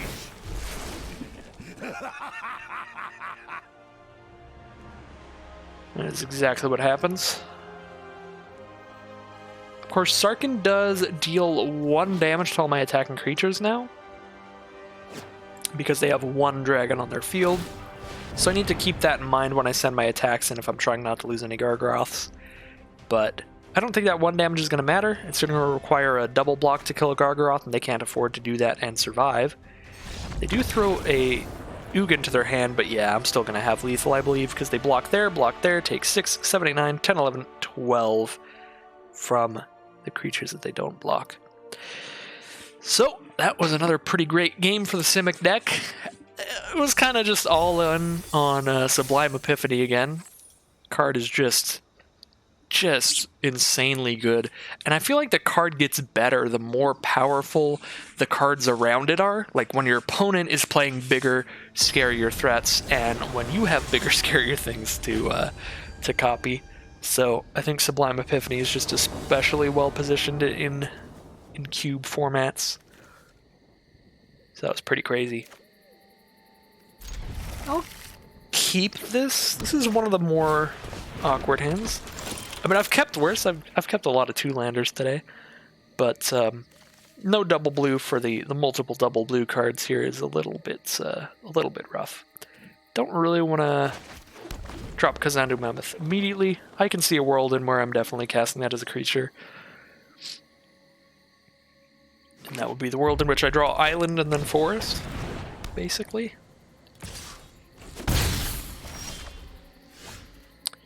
Did draw a Forest immediately. Yeah, still not going to play Mammoth yet. We'll just go for a Wildborn Preserver.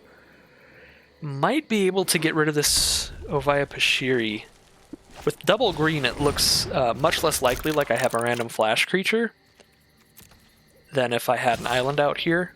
So I might be able to... Ooh, yeah, I might be able to get the free kill here, which would be fantastic. We'll see what they've got with their red mana. Yep, got the kill. Pretty great. Now I can try and get aggressive here. Just drop the Mammoth, because Goose would give me access to the blue mana, but the blue mana is really just defensive here. I guess Goose would allow me to play Goose into Thrix next turn, and I can just spend the mana to put more counters on Wildborn Preserver, so that's actually pretty good. I'll do that. Make Preserver bigger, so I am still getting pretty aggressive here. Just make it a big Preserver.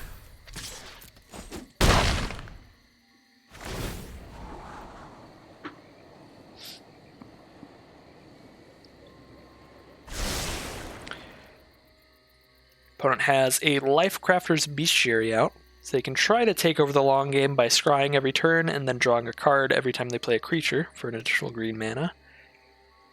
So I do definitely want to put as much pressure on as I can. But her hand looks pretty poised to do that with some big threats. Wildborn Preserver's already on the field, followed up by Thrix and a Mammoth, and a Mythos to copy one of them.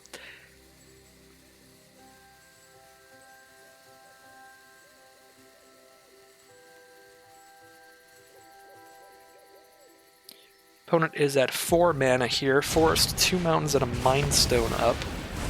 They are going to go ahead and pop our food with the Embereth Shieldmaker and play that out. That is something you see, well, you used to see a lot in Standard. I don't know how much Shieldbreaker is getting played now. But yeah, that was kind of that was a little thing in Standard for a little bit about like, oh, you always shoot the food. Classic Gauntlet style. That does keep us off of our second blue, which is kind of rough, but now I can just play Mammoth, put one more counter on Preserver. Just keep sending in with that.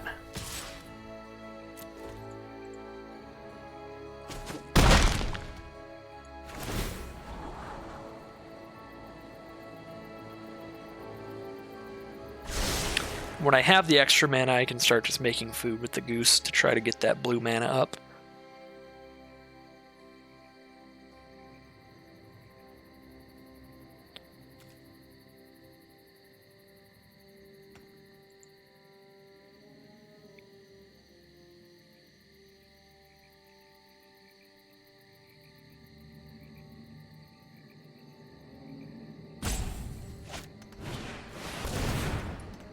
And an Elder Gargaroth from our opponent will be a very good blocker. Dryad gives us the blue mana we need, and it'll allow me to put 2 more counters onto Wildborn Preserver so that if they block with the Gargaroth it will die. Unfortunately, I still don't get to send in with the Mammoth, though. Because Gargaroth is a big booty. 6/6. Alright. They can kill Wildborn Preserver if they double block, which might be the play here. Looks like it is. We'll see what kind of value they're getting off Gargaroth. Choose to get a 3/3 Beast token.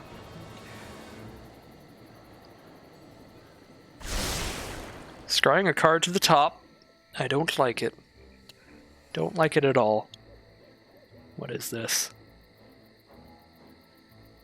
So next turn, I'm hoping to Mythos and like fight off a blocker or something. If they just play like a really big creature here, that would be fantastic. Perfect, Verdurous Gearhulk.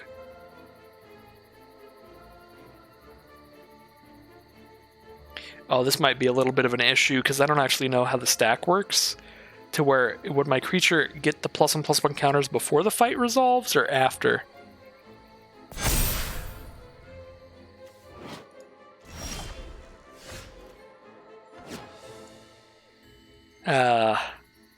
Yeah, that's pretty rough, because I really need to know.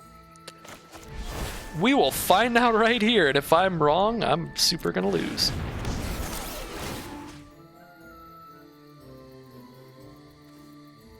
I really, really hope that its +1/+1 counter ability resolves first. Really, really hope. 4 +1/+1 counters among any number of creatures you control. So I put 3 on it and 1 on something else, and I can fight the beast. Okay, good. It resolves first, so we're gonna go 3 there. 1 on Mammoth, so when I landfall with Mammoth, it's a 6/6, which can also fight past the Verdurous Gearhulk.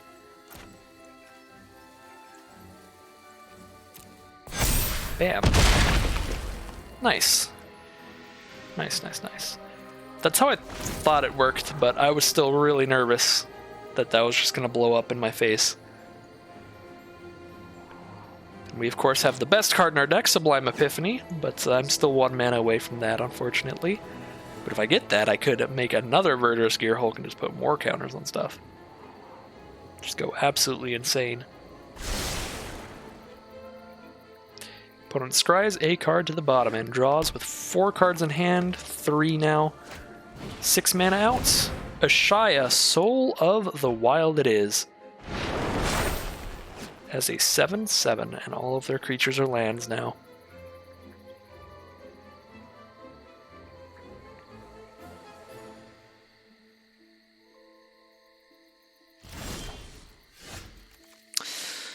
Land would have been fantastic there, because even without the ability to counter a spell, being able to bounce one of their cards and copy a Verdurous Gearhulk right now would be a huge, huge, huge swing. I think I'm actually going to cycle neutralize. Well, I get a Thrix, and then I have a flying threat. Plus, I can hold up neutralize and Gilded Goose's ability. I guess I'm not cycling neutralize. I just really want to hit a land, so it's like I'm considering it for that. I'm going to send in Gearhulk, maybe trade with Ashaya. Because this is the only time I can do that. If they play another land or another creature next turn, Ashaya is just going to be a 8/8, and then I can't attack in anymore. So I can offer the trade. No blocks. Take 7. Well, now they're dead to 1 hit from Thrix, which is huge. I'm very into that. I'm probably just all in on that plan now, hoping to be able to just flash this in their end step and see if they don't have removal for it, because they don't have any reach creatures right now. Oh, please tap out. I guess it's really hard for them to tap out when they have 2 creatures that can also tap for mana right now. So you could always have something up. Something in the back pocket. 3 mana. Red, green, and a colorless. What is this? What foul creations have you brought upon me today? Reclamation Sage is fine. Doesn't have reach or anything, doesn't stop our game plan, but it does kill our 7/7. Okay. I was going to say, the only way that this blows up in our face is if they destroy Dryad of the Elysian Grove instead of the 7/7. But that would be some next level foresight there. So yeah, I doubt that would be the play. They have 4 mana up now. Still no reach. Aw, Gilded Goose, get out of here. Oh, okay, that's a flyer. I can still play Thrix and hope to draw a land, because if I draw a land, I can just put Goose back into their hand, and that would also kill them. I think I'm still on that play. I'm definitely not countering the Goose, so like, what else am I doing here?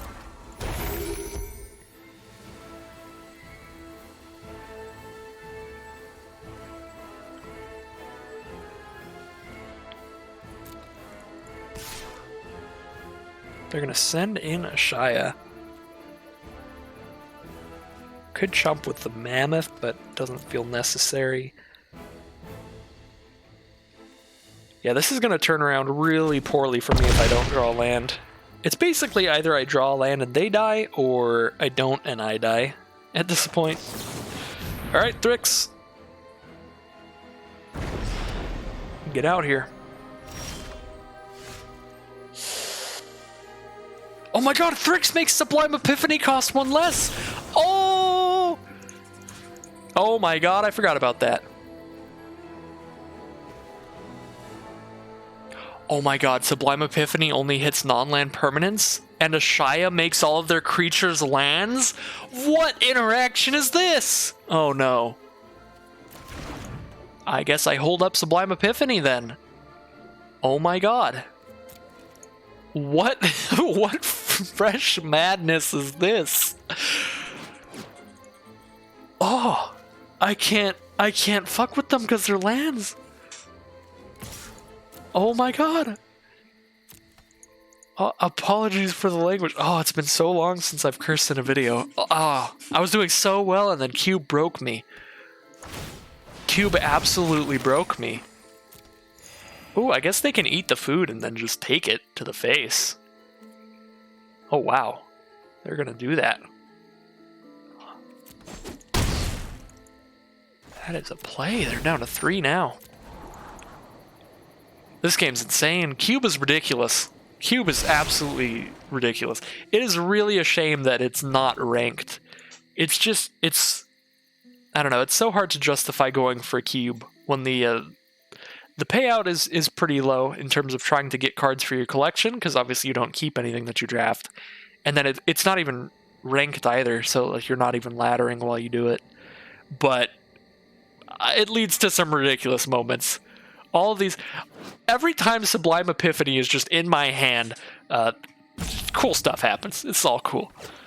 Torrential Gearhulk with Sublime Epiphany, and then here seeing that Ashaya actually like shuts things down by turning creatures into lands, so anything that cares about non-lands just can't touch them anymore. That's just so neat.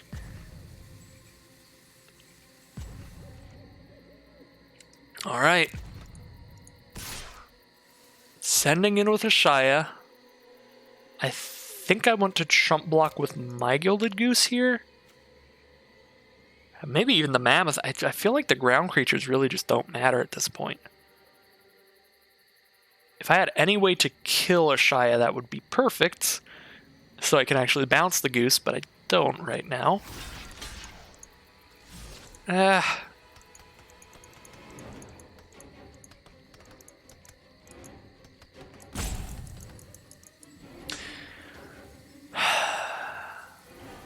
I can neutralize and Gilded Goose if I keep Gilded Goose alive.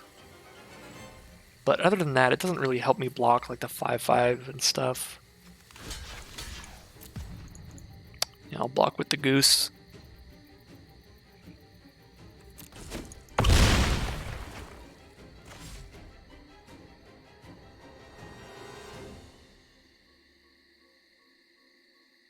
Of course, Thrix is legendary. That's why I'm not just slamming down a copy of Thrix.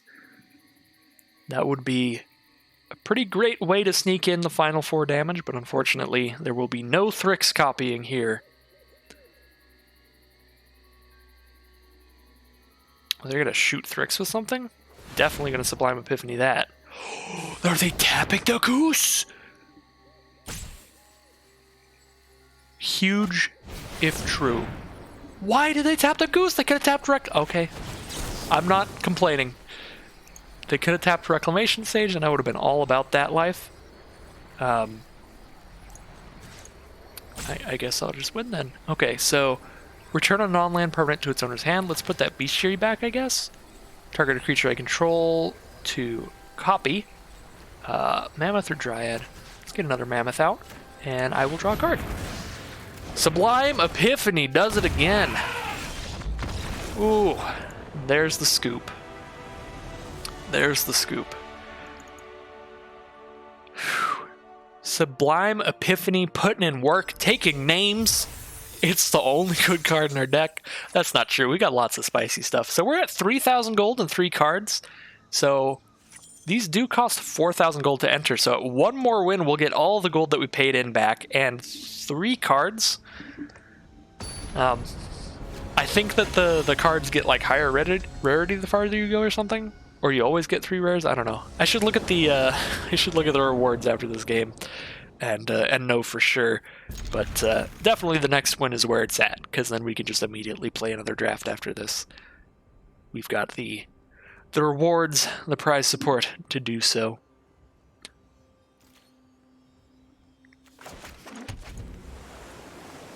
Let's get back to our Simic nonsense.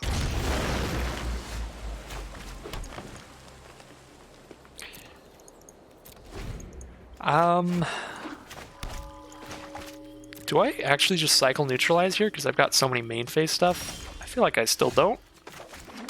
Aw. Would love the forest for the mammoth. That would have been cool. Dryad coming up. I think I want to cultivate first, though, because then I'll have a land to play next turn. Right now I don't have one in hand. Let's throw a mountain on the field and a forest in the hand. We're going to need both of these.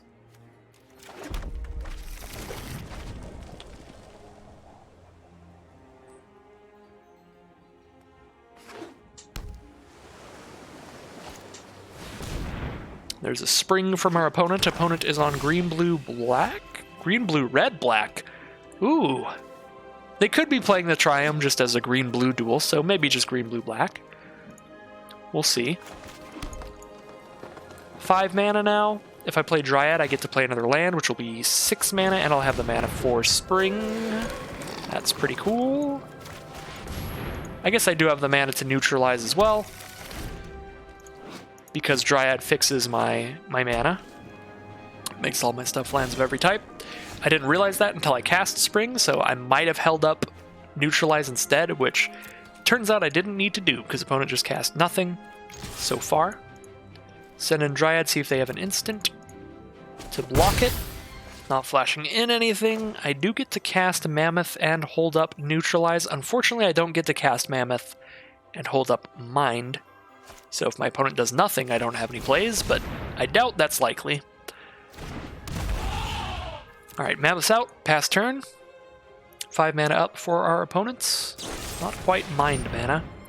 They're going to destroy our Dryad of the Elysian Grove with a Hagra Mauling.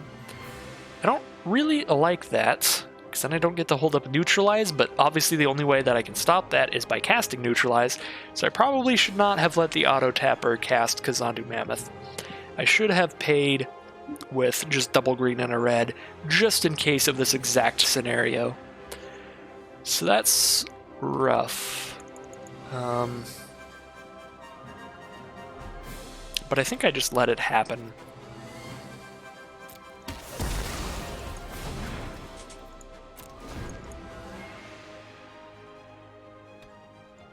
So let's see what crazy stuff they have that I could have countered if I didn't let the auto tapper cast. Oh no, they're paying 2 life, so they've got a 6-drop here. All right, Dragonfire on Mammoth, and a 4-drop. Or just holding up a 4-mana spell. Okay, so I just could have countered a Scorching Dragonfire. Not great, but not the worst. I do have 7 mana, so I get to cast Goose and hold up Mind. So I will do that. It looks like our opponent is a green, blue, white, and black.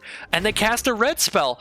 Are they actually 5-color? Green, blue, black, red. The only thing we haven't seen is a white spell, and they've got 1 white source. I feel like they're 5-color. Why would you put Isolated Chapel in there if you don't have anything white? There's Sulfur Falls. Oh, they might be the full 5-color. Well, this is cool. I did want that one opponent that had like Mirari's Wake and stuff to play a mountain and end up being 5-color. But their deck was insane, even if they weren't. Even if they weren't, it was really cool. So that's fine. So I've got like cards to copy our creatures, but our creatures suck right now. Mythos of Aluna can copy our opponent's creatures as well. You can copy any permanent. But Llanowar Visionary kind of sucks too. I guess I could play it just to draw a card off Llanowar Visionary, but that still seems not necessary. I think I'm just passing for a while, maybe making some food off of the Goose.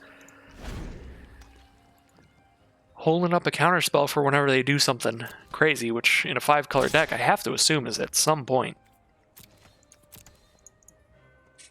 2 damage a turn isn't going to be much pressure at all when we've got a bunch of mana to eat food and stuff with our Goose. Just chill, having a nice banquet. Wildborn Preserver, that is not bad at all. That'll give me something to maybe copy with Mythos of Aluna, because then with a copy of it out, I can throw a bunch of counters on. I guess I'd be copying with Glasspool Mimic first. Either way, that can turn into a threat pretty quickly. So I could counter their draw too, but that just doesn't seem necessary. Mirari's Wake. It's another Mirari's Wake deck. I think I want to counter that. I don't really want them to have just 5 million mana. They do have 2 mana up here, though. They could have a negate. And it looks like they do not. Good. There's a Temple of Enlightenment. They are the 5-color for sure. Yeah, Mirari's Wake's a white card, so they've cast a green, a white, a red, a black. The only color they haven't cast is a blue. Actually, they have. They cast Mind, so they did it. They did the whole thing. That is really cool.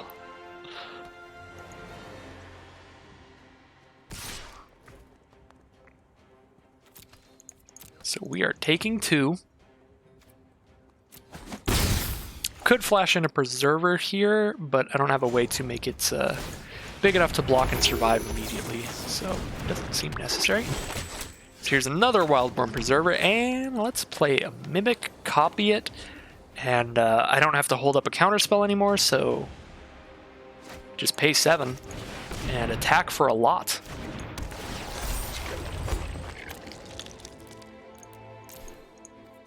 Attack for 9, they're dead in 2 swings.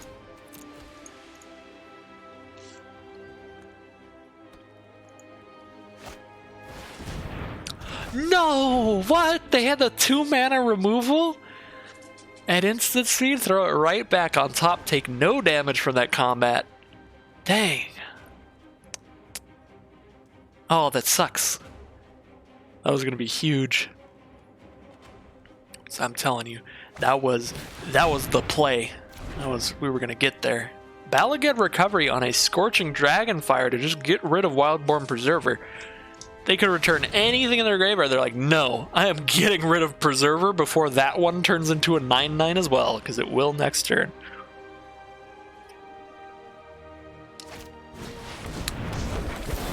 Mythos of Aluna. Oh, they're just going to fight it with the Llanowar Visionary? No, they're going to fight my Goose. Okay.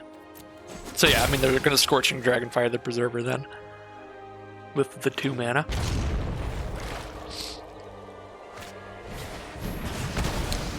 Alright, sad day. Sad day indeed, but I can play a Preserver and I can copy it with a Mythos. I don't want to fight anything though, but I think I'm still gonna copy. throw 5 counters on.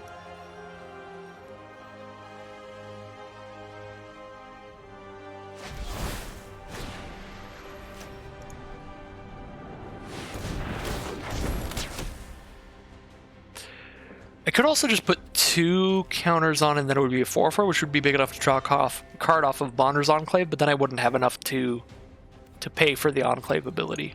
So we'll just pay the full 5. Don't really need to save any mana up for eating food right now. I'm at 16 against a couple 2/2s. Teferi's Tutelage. Oh, okay. I guess they are on the mill game plan here. 5-color removal mill. Basically what we've seen. Tons of removal. Oh, they hit my Gear Hulk and my Savage Stomp. That doesn't really matter, but hitting Gear Hulk is a pretty big sad day for us. Brawl's Expertise too to kill my token and throw Preserver back in my hand. Oh, I'm just getting toyed with here. This is insane. There goes Gargaroth too. Down to 16 cards in library. It's not looking great. Ooh, but Fiend Artisan's pretty good at this point in the game. I have a lot in my graveyard. I'm just going to pay all my mana into the Preserver's ability again. Now I could hold up Bonder's Enclave and only pay 3 here, but I don't know how much I want to be drawing cards when they have Tutelage. I'm already down to 15.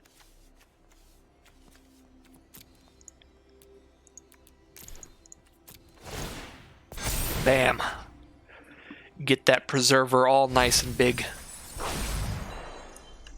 Next card was Growth Spiral and an Island. These are fine to mill. They just commit. Commit Wildborn Preserver to the top. And as soon as they cast Memory from Grave, I'm going to get milled for 14. I guess my hold graveyard would go back into my library, but then I would get milled for a lot. I would draw 7 and mill 14. So I'd have 25 cards. 21 would be gone. I only have 4 cards left in deck, so memory's basically just I lose. They do cast it. I don't actually lose immediately, but I do lose very quickly. 2 creatures, nice for Fiend Artisan. Come on, give me some more creatures. There's another one. There's 3, 4, 5. 5 creatures in grave. I have 4 cards in my library. So basically, if I don't somehow win right now, I'm going to lose. Don't hit my Gear Hulk, no! Oh my god. Oh, if they didn't Thoughtseize me, I feel like I might have the mildest chance in the world. Because I could Gear Hulk for Sublime Epiphany? Maybe? Unless it's still in my deck. Oh, it's still in my deck. 4 cards left and Sublime Epiphany's still in there. I don't think drawing it helps me that much. I do get to counter a Tutelage trigger. I've got 3 cards left in my deck. Okay, I have 1, 2, 3... 8, 9, 10, 11, 12 mana. I have exactly enough to Sublime Epiphany twice with Torrential Gear Hulk. I feel I don't have a way to survive after this turn. I have to find some way to kill my opponent. I do have my Mythos to kill their blocker, but do I have anything to give haste? Is the thing. I don't. I'm green-blue. I don't have any way to give haste. So I have Fiend Artisan that can hit for 6. I can Torrential Gear Hulk, Mythos of Aluna the Fiend Artisan.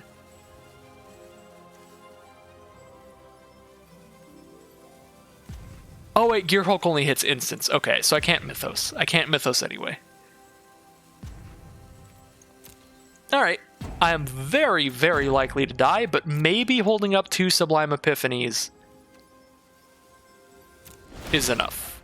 I should have attacked and seen if maybe they chump block with the Spectral Sailor. I doubt it. So I don't think I'm going to counter the first Tutelage. I'll just counter everyone that is 100% necessary to counter. Okay, Field of the Dead, sure. Spectral Sailor. I could counter their draw card rather than their Tutelage if I really want to.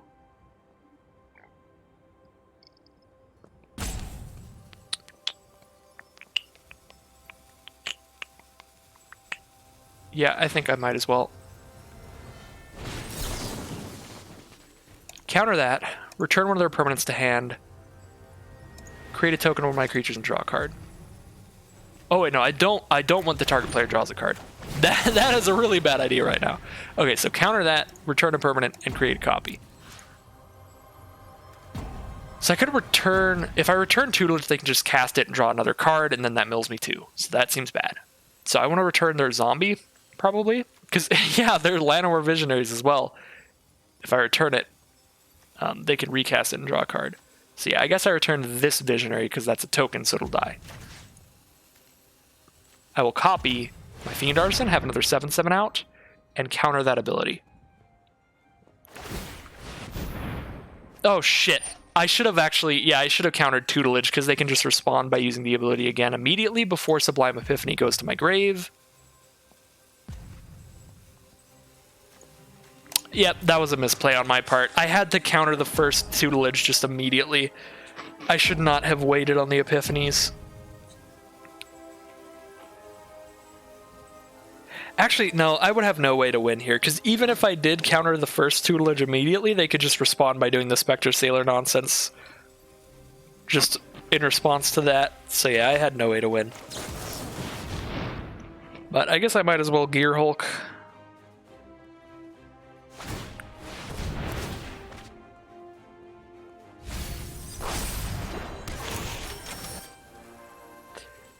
And I will lose on my own terms. I'll draw a card right now. Okay. That was a really weird deck at the end there. It was really fun to see 5-color. But I always imagine 5-color is just like, I'm going to cast out a bunch of just big bombs in whatever colors I want. But it kind of just lost to mill, which definitely happens. Especially with Teferi's tutelage. So Teferi's tutelage into commit to memory, that was super brutal.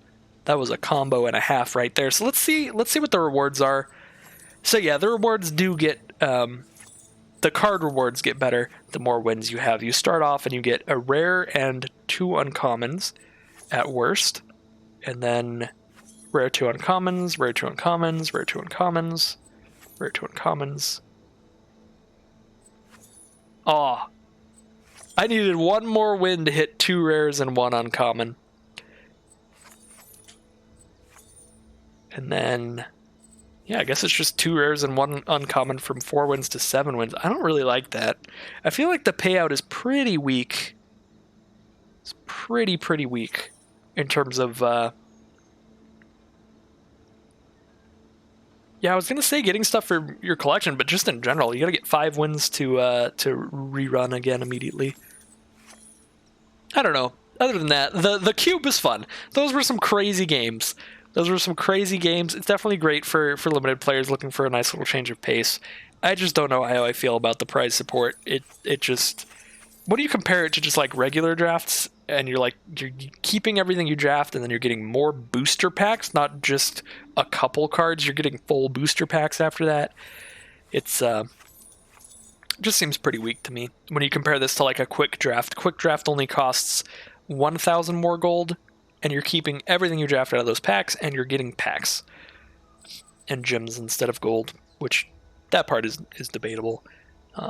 But I feel like gems are just in general better than gold. Either way, let's claim our prize here, see what our rare is gems, I guess. I mean, that's cool. Gems are good, but there are tons of cards that I still have not collected, so it's kind of crazy to just get gems here. See what our uncommons are, maybe something cool. Moldervine, Reclamation, and the Quende, Pride of Femeref. So thank you all for watching another Magic Arena video. That was my first cube draft of the new Arena Cube format. Pretty weird, pretty insane. I think I might do 1 or more 2 of these, but I am trying to save for Kaldheim. It's obviously not working well, as you can see, because I just spent a bunch on Cube and some more drafts and stuff. So we'll see.